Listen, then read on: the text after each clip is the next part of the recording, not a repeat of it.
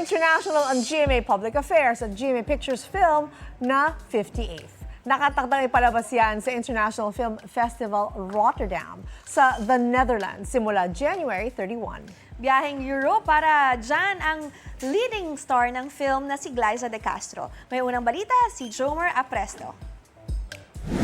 Tatay ko si Reynaldo Momay, ang 58th victim of the Maguindanao Massacre.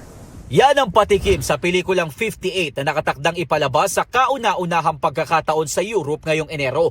May world premiere ang 58 sa International Film Festival Rotterdam o IFFR sa The Netherlands. Ito rin ang kauna-unahang pelikula ng GMA Public Affairs at GMA Pictures na mapapasama sa nasabing event. Si 58 lead actress Glyza De Castro ang pupunta roon ngayong araw. Kasama niya si GMA Public Affairs Senior Vice President at GMA Pictures Executive Vice President Nessa Valdelion at ang direktor ng pelikula na si Direk Carl Joseph Papa.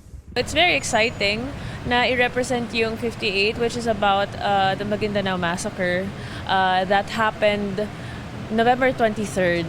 And it's a documentary and it's also an animated film. Si Glyza ang gaganap bilang si Maria Reyna Fe Castillo, ang anak ng nawawalang photojournalist na si Reynaldo Bebot Momay, na ginampanan naman ng yumaong si Ricky Davao. Actually, nakausap ko yung character talaga na pinoportray ko dito. Until now, it's still a mystery kung nasan siya. At yun din yung isang pinaguhugutan ko rin galing dun sa tao na naka-experience nun na humihingi pa rin ng hustisya dun sa nangyari. Hindi lang to basta-basta pelikula eh. It's also telling of a story that needs to be remembered. Bukod sa IFFR, posibleng mapanood din daw ang 58 sa Amerika. Pagkatapos ng IFFR, agad magbabalik bansa si Glyza para naman sa taping ng Encantadia Chronicles Sangre.